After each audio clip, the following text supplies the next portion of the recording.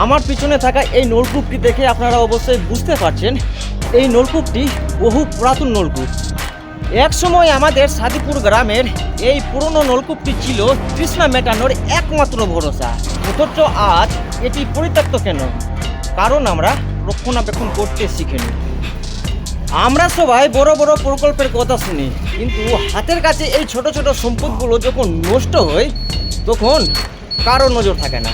অথচ এই নলকূপটি আজ আমাদের সমাজের আয়না হয়ে দাঁড়িয়ে আছে, যেখানে প্রয়োজনের সময় কত থাকলেও প্রয়োজন ফুরিয়ে গেলে কেউ আর ফিরেও তাকায় না। নীরব দূরে এক কোণে দাঁড়িয়ে আছে এই নলকূপটি, কিছু বলে না, অভিযোগও করে না, শুধু তার আস্থা দিয়েই অনেক কথা বলে যায়। এই নলকূপটি শুধু একটি উদাহরণ। আজ এই নলকূপ নিয়ে বলছি, কাল হয়তো গ্রামের অন্য কোনো অবহেলার সমস্যা নিয়ে বলবো। আমাদের চারপাশের এই ছোট ছোট বিষয়গুলোই বলে দেয় আমরা আসলে কতটাই এগিয়েছি। আমাদের গ্রামের এমন আরও অনেক কিছু আছে যা আজ অযত্নে শেষ হয়ে যাচ্ছে।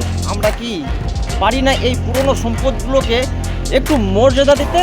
নেতা থেকে সাধারণ মানুষ সবার কি একবারও ভাবা উচিত নয়? সাদিপুরের পরিবর্তনের গল্প এখান থেকে শুরু হোক। আপনাদের সামনে শুধু একটি ছোট উদাহরণের মাধ্যমে কিছু বোঝানোর চেষ্টা করেছি।